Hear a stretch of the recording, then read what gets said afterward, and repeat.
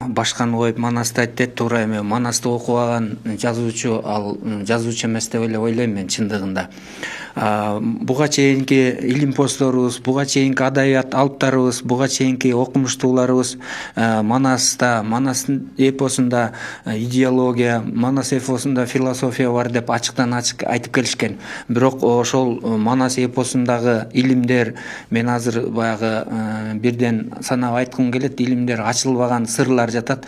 Манас эпосу, Манас өзү негизи ачылбаган сыр, туюм.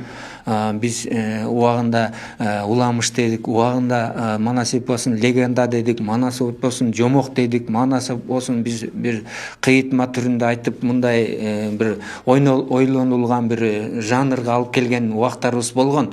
Чындыгында Манас эпосу ачылбаган сыр, ошон үчүн анын сырын ачып койсок, ал эпос болбой. Биздин муун өтөт, бизден кийинки муундар өтөт. Ошого кийин дагы Манас эпосу, Манас деген аталыш, Манас деген улуу касиет сакталып келиш керек, аны ача албайбыз. Бирок мен ошонун бир кандайдыр бир баягы сырларын ачууга мен эч ким эмесмин, бирок мен баягы туюнтуу иретинде бир 7-8 фактын атап келтким келип атат. Манас эпосунда билесизби, реинкарнация деген илим бар. Бул кайра жаралуу, адам баласы кайра жаралат негизи. Бул 49 мамлекет коюлган китептерде да бар. Мен алы казып, жөн окубай, конспектлеп окуп чыккан жайым бар.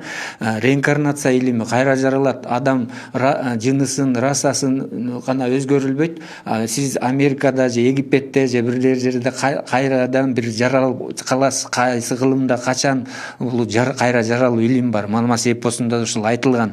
Манас эпосунда телепатия деген илим бар. Бул биздин эле Калыгулоолуянын айтуучулук илими. Ошол эле төрт дөңгөлөктүү арабалар болот, зым болот. Азыр сотка менен сүйлөшүүлөрдү жүрүп, Америка менен ааламды 4 тарап 6 катмар менен сүйлөшүп атабыз. Ошондо эле Калыгул телепатия илимин салып, Калыгул атабыз айтып кеткен.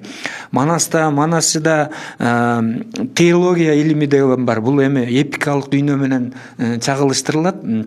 Биздер теологдор бар, жанагы дин маселесине кирбейбиз деп атпайбызбы? Динибиз деле бекер чыккан эмес. Диндин дагы бир жакшы жактары бар. Адам тарбиялоого бир небе.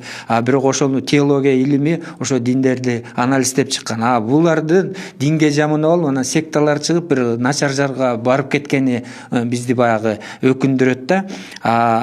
Манасчыда гравитация деген илим бар. Сыр дүйнө. Бул деген ошол сыр дүйнөнү бузбашыбыз керек.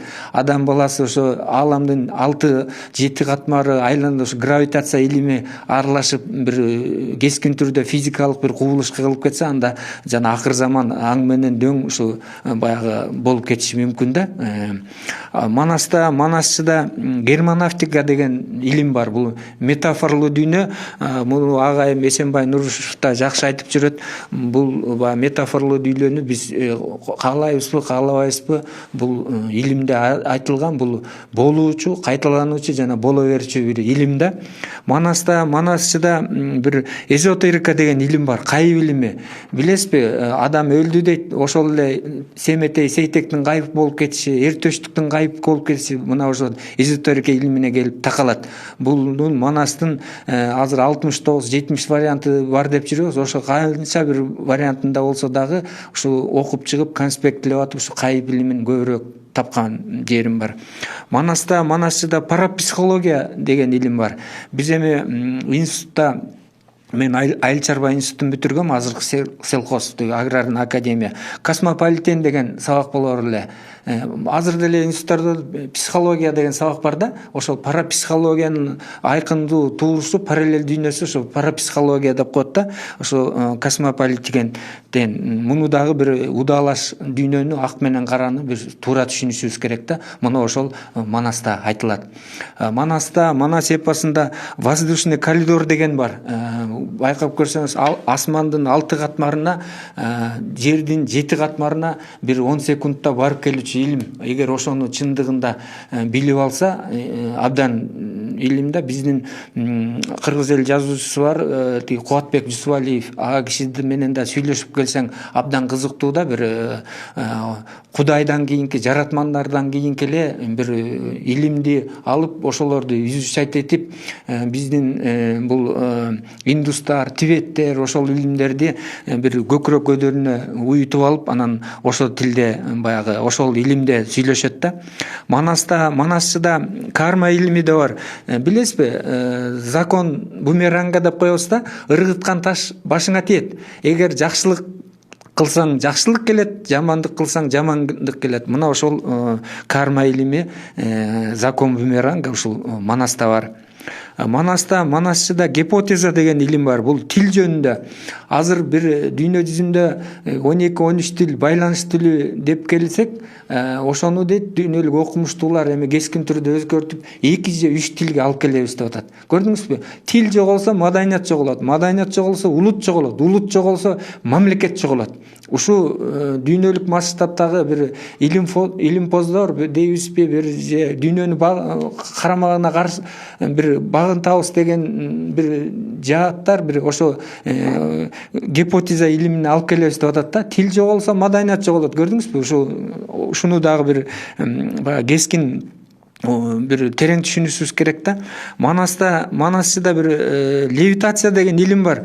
Бир жанагы воздушный коридор дедим, бир 3-4 мүнөттө же 10 секундта бир учуучу илимде баягы биз деле угуп калабыз да, молдолор уччу экен, анан коңгонду билчимес экенбиз деп баягы уламыштардан, жомоктордон угуп калчубуз. Бирок ошол эле бирде бул Круглов тартып келген экспедициялардын же болбосо дүйнөлүк окумуштуулардын учканы магияларга байланыштуу, жана фокусниктерге байланыштуу бир сөздөр боло турган болсо, ошонун дагы бир 30-40% чындыгы бар. Бул Манаста эпосунда да айтылат бул вариантында.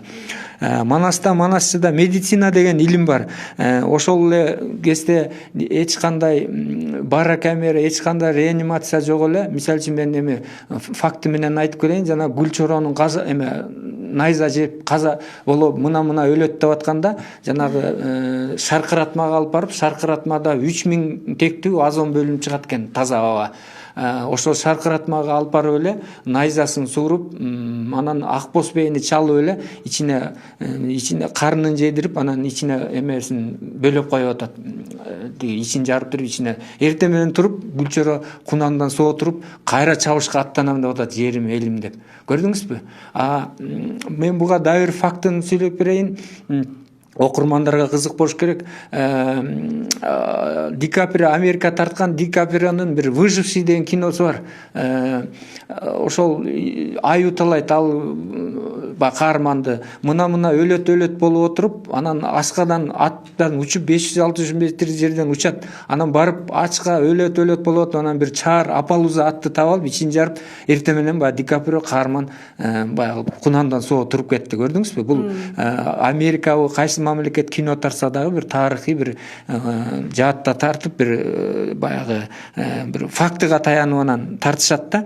Ошондуктан биз ошол эле тил илими, ошол эле медицина, ошол эле хирургия, ошол эле гинекология, ошол эле урология, ошол эле жанагы лордук медицина термин, ушунун баардыгы Манаста бар. Кызыгып окуган адам болсо бар.